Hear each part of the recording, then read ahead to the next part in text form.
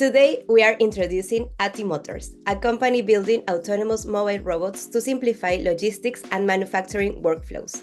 Their Sherpa series of robots are designed for tasks like towing, pallet lifting, and navigating complex environments, offering businesses a smart and adaptable solution for automation. Ati Motors also provides a flexible service model, making robotics accessible to companies without heavy upfront investments.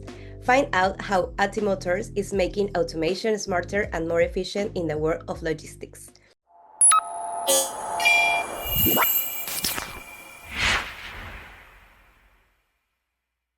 Today, we are joined by Naveen Arulselvan, CTO at Ati Motors. Welcome, Naveen. Thanks for joining us today.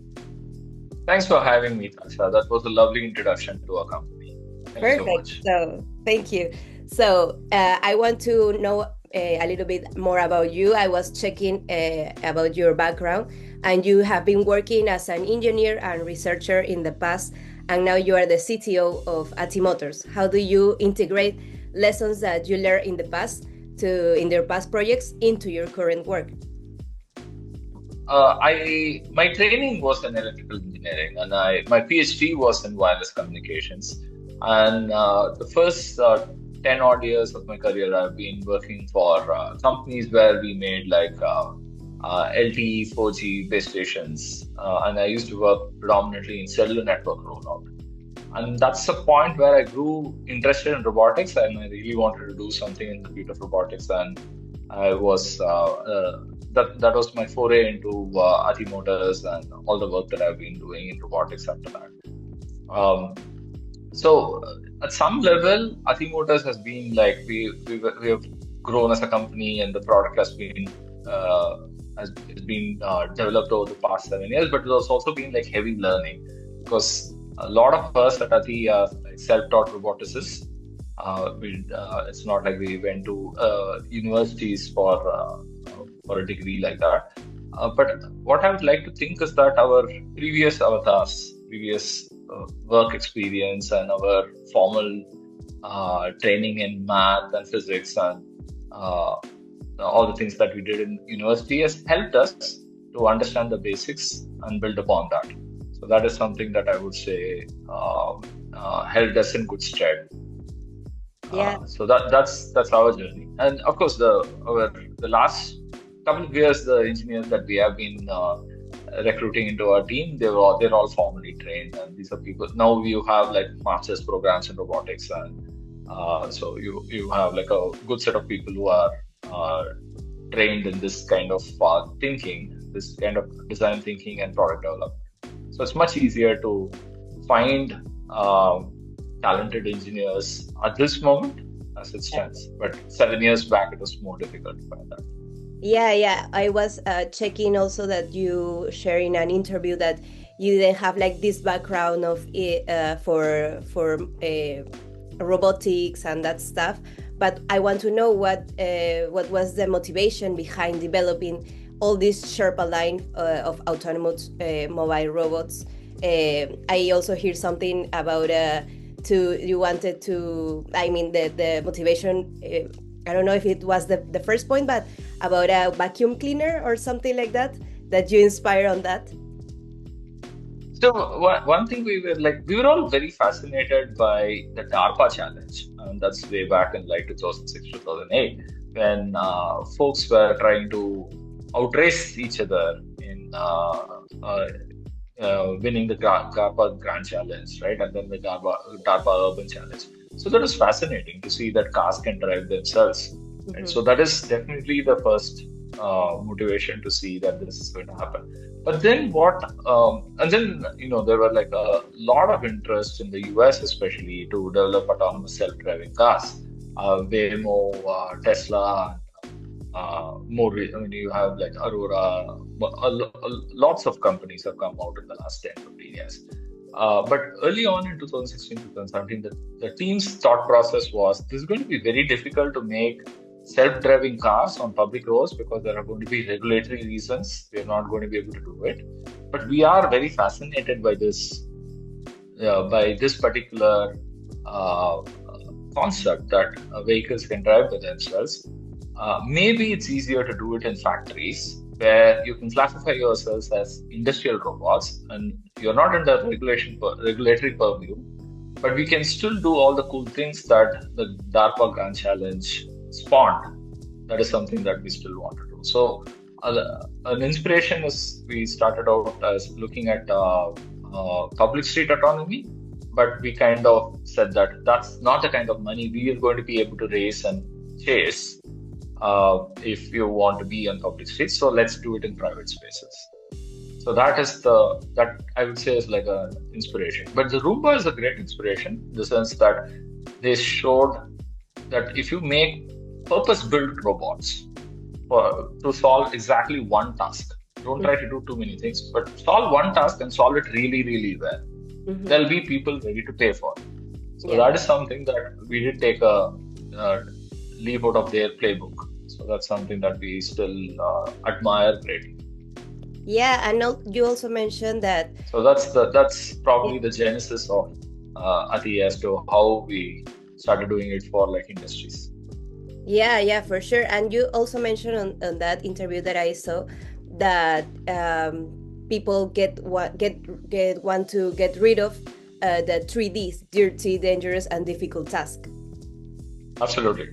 So the 3Ds are pretty much a fundamental tenet for automating any industrial task. Robots, it could be any kind of automation.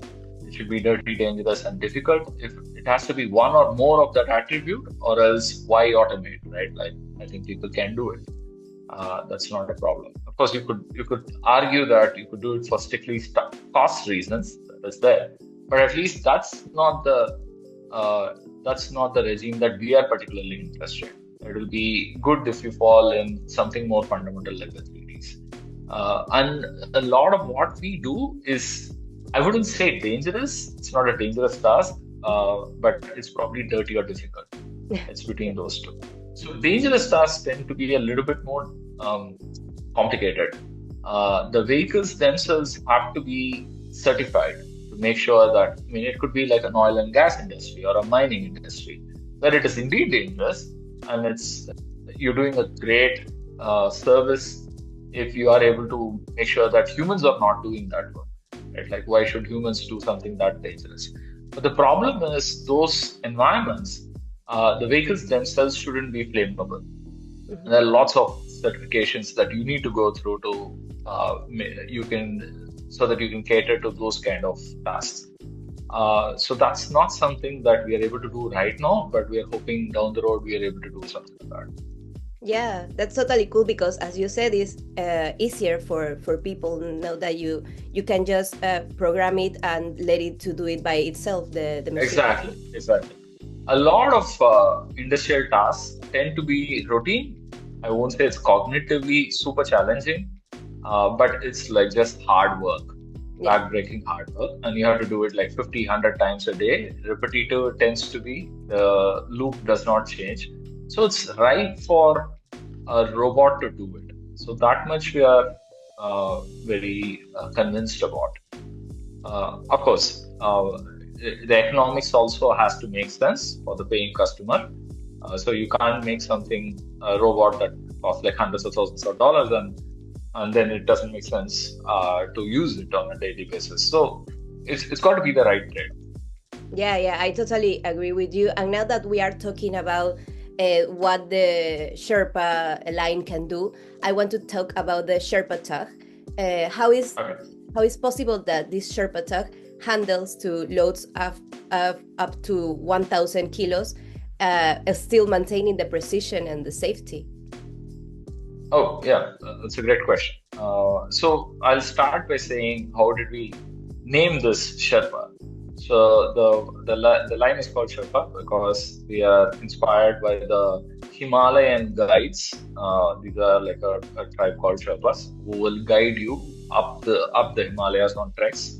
The treks tend to be some of the most challenging ones in terms of adventure sports. It's some of the most challenging ones. These Sherpas, you should see the way they trek, almost barefoot. They will carry like really heavy load. With no fuss, they go up and down the Himalayas many, many times in a year, taking groups of tourists. So that was our inspiration, and we said like our tugs should do something similar, and Yeah. we are inspired by them. So the Sherpa tug is our flagship product. That's the first product that we launched, and we have sold more than like 100 of them, and they're deployed in India, US, and Thailand. That's our bread and butter product. So the what we wanted to do was we saw a lot of trolley pushing being done manually in many of the factories that we had scouted right when we were thinking of what's the right form factor or industrial robot should be. So, and we said this trolley pushing is something that is we don't see too many autonomous tuggers out there. Mm-hmm. This could be something that could occupy a vacuum in the market. We don't see a whole lot of products being offered in this particular use case, right? So that's something that uh, we were fairly convinced that there is a void in the market and we should serve it. And we said 1 ton because we could see that that was some sort of a sweet spot.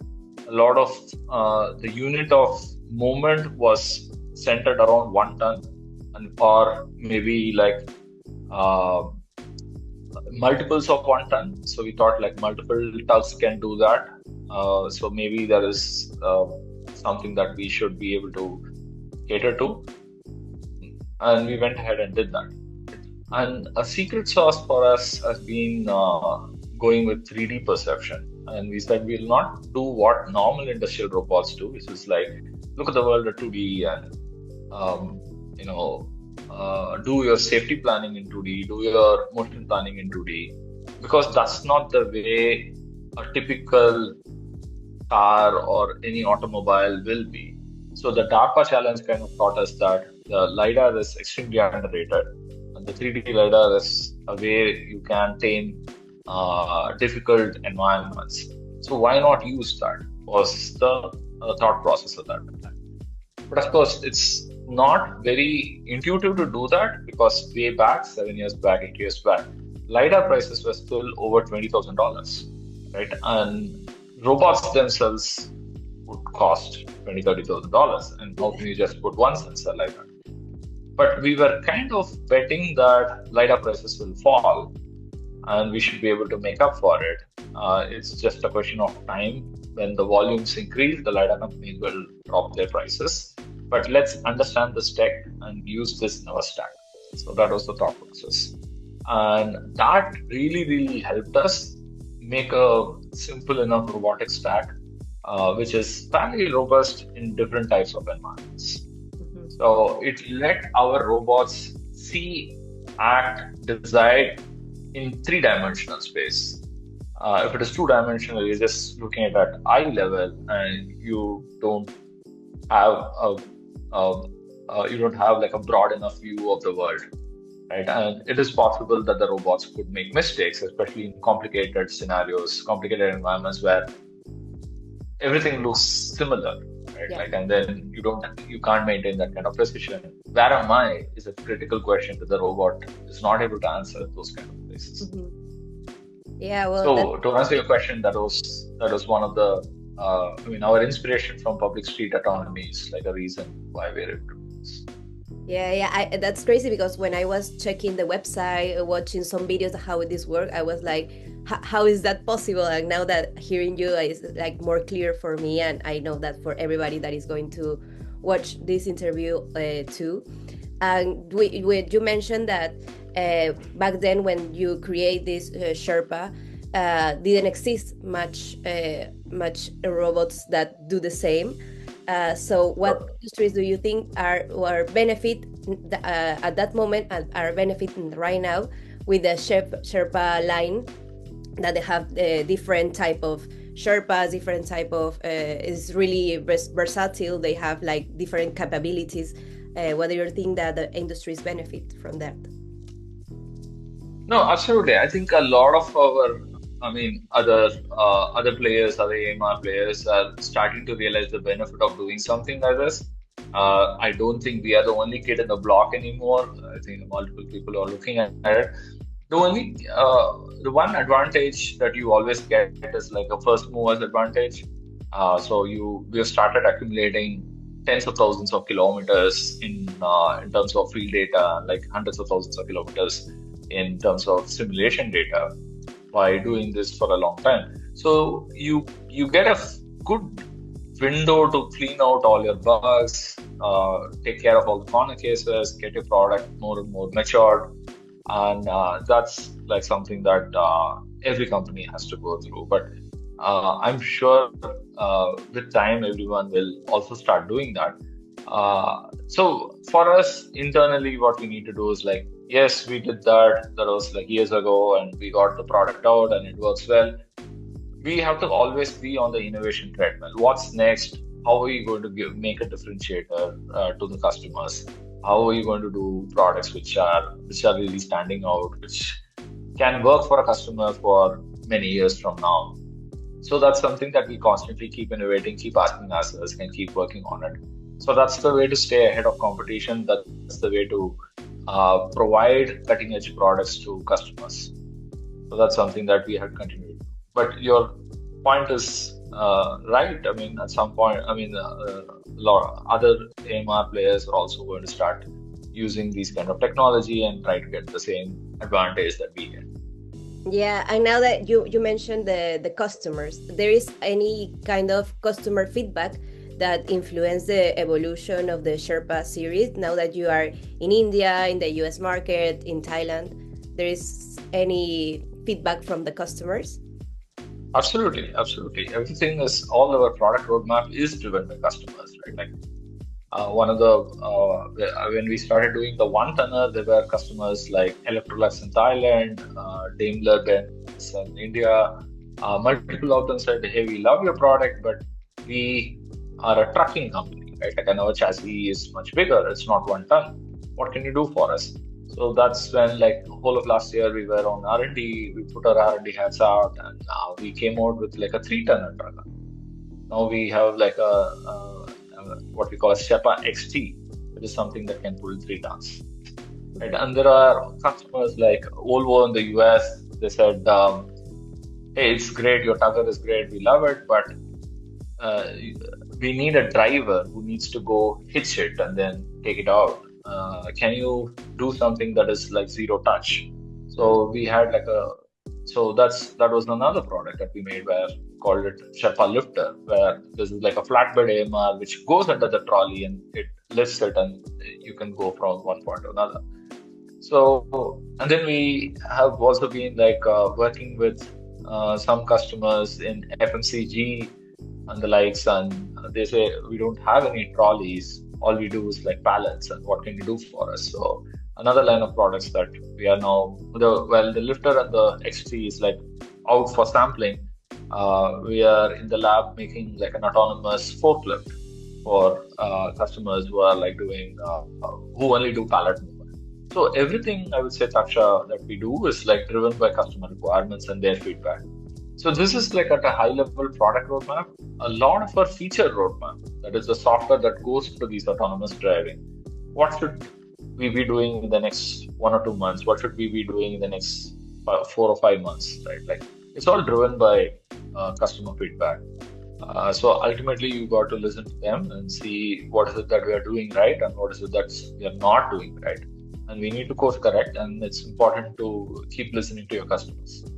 Yeah, I think that is super important, as you said, to hear them, to see what they need, actually, what they really need on the field. Because of course you can have the idea, but then when the other use it, they will start appear a lot of problems, a lot of new things, that you have to implement on your product. And I can imagine that you faced a lot of challenges during all this time working at Ati Motors, developing the product. What do you think is the main challenge that you have to face during all these years? I would say, if I was to tell one word, right, I would say reliability. Reliability is something that we need to keep improving. We keep doing that, and then we have even at this stage when we are like our reliability is like over 90%, it's not doesn't stop. You need to keep pushing it as much as you can.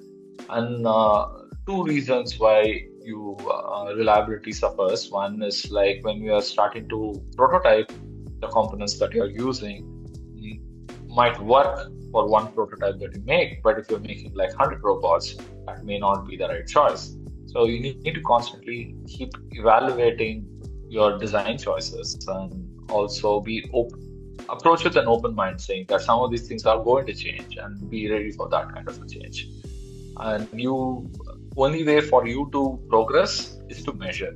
Data is the only thing that's going to save you, and that's something that we take very seriously.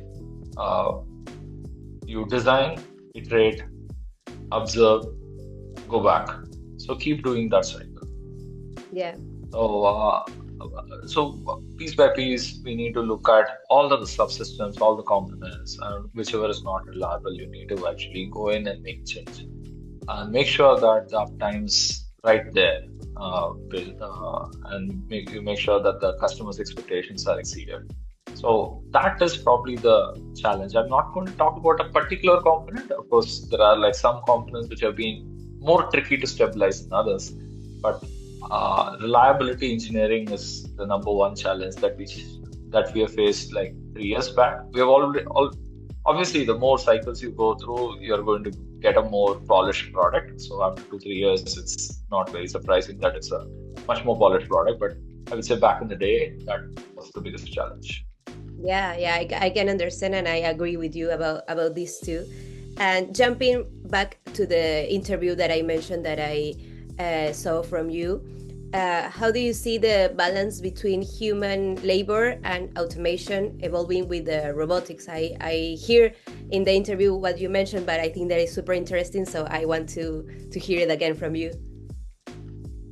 Okay, sounds good. There is this, I think it's an economic theory in the late 19th century called lump of labor. Okay? And that's a fallacy of some sort. What it means is that there is only so much job to go around. Right? Like there is a finite amount of job and that's it. I mean, if the robots either takes the job or humans take the job in this case, right? Like that kind of an argument. And that is not true. That's a fallacy. There is the number of jobs that is available, it's elastic. It keeps expanding. We can create more jobs, right? That's the first thing that I should let people know and say that no, the robots are not taking your jobs. Just like the computers didn't take your jobs like 30 years back, right? Like we all got more jobs because computers are now present everywhere. It's the same with robots, right? And what I've said is like just like earlier in the podcast, our goal is still to automate the dirty, dangerous, difficult jobs. That's still the goal. And we want humans to do things which are more involved, more sophisticated. So that's the kind of jobs, upskilled jobs that they should be doing, right? And Ati's logo is that it says human again. So the idea being let the robots do the dull jobs and let humans be humans again. So that is generally our philosophy of that. But of course, I can see that why people are a little worried in the meantime. I mean, especially the guy who's pushing a car. Is that something that should he be worried? But this is where one of my favorite stories is the very first deployment that we did. There were 4 young kids who were pushing cars, and our robot went in, and all 4 jobs were lost. But one of them became our first robot technician. Wow. We skilled him up, yeah, and he was like was our first robot technician, which is amazing, I think. That kid learned Linux and a little bit of Python, and he could do like computers, and he could like service the robot. It's pretty awesome, right? And that's like the upward mobility that you do get. I mean, I hope people are not asking the question, what happened to the other 3 kids? That's another story. And I like to believe that they went to college and they were able to skill themselves and able to do other things. That's what I like to hope. But this is something that I truly believe in. Like we can make sure that the robots do the dull jobs and people can take higher skill jobs. Yeah, yeah, totally. Because it's not that they are going to take out the jobs from people. It's like now that we have all this like new spectrum of technology, robots, mechanics, everything. There is a lot of new uh, careers, new jobs that are starting to appear Absolutely. nowadays. Yeah, so many people can just go to learn that. To, as you said, the one of them became the one engineer is like crazy. So I think that is not that they are taking the jobs; they make easier some of the jobs for people, and they make new jobs for everybody. Absolutely. Absolutely. Well, to finish with this interview, what advice would you give to the young entrepreneurs that are starting their own journey? Just talking about advice for folks who are uh, folks who are considering hardware startups, right? I know it's difficult. The resource requirement is comparatively much higher than compared to software startups. But hardware startups have immense potential to change the world in terms of climate change or pollution or um, waste management, energy, you name it. It's all going to be like hardware tech that's going to do it. So what is important is understand the problem space that you want to tackle. It can be a small problem, but ideally it's something that you have defined it well in your head, and you can do something that is purpose driven, something that's very specific, but you solve it really well. I think there is a lot of value in it. And the other thing that you want to make um, uh, you know be clear about your decisions is like what do you want to build and what do you want to buy. This is something that you want to keep trading off all the time. It's not possible to do everything by yourself. That's absolutely the case, especially with smaller hardware startups where you are resource constrained and also time constrained. So there are products or like portions of the product which are going to be innovative and it's going to be your IP. And that's something that you really want to focus on. And there are going to be portions which are off the shelf and which other people have solved, or you have partners you can work with to make it happen. So that's something that you want to take a nuanced trade-off, right? Like what do you want to buy and what do you want to partner or rather what do you want to buy from a partner and what do you want to build yourself. So that's the two things that I would want to tell to hardware entrepreneurs. Yeah, that's perfect because I think that many people that want to start with something, they don't know exactly what to do or where to start. So I think that your advices are really helpful for them too. So I want to thank you so much, Naveen, for being here and share with us your journey with Ati Motors, all your knowledge about robotics, and also the advice that you gave now. So I want to thank you for that, for your time. It was really cool to learn from you, and I want to know where we can find you and Ati Motors, any social media or website you would like to share. Absolutely. We thank you so much for having us and talking about. Let me talk about Ati Motors' journey with you and your listeners. You can always find us at our website atimotors.com. You could always look us up on LinkedIn, either through my page or through Ati Motors' page. We also have like a YouTube channel where we keep posting cool videos of all the robots that we keep building. Write us a line, let us know how you want to partner with us. Very happy to hear from all of you. Okay, perfect. And for everybody that is watching, be sure to visit our website, buildernation.io, and subscribe here to our channel. You can also connect with us on LinkedIn by following Builder Nation for the latest updates and exclusive content.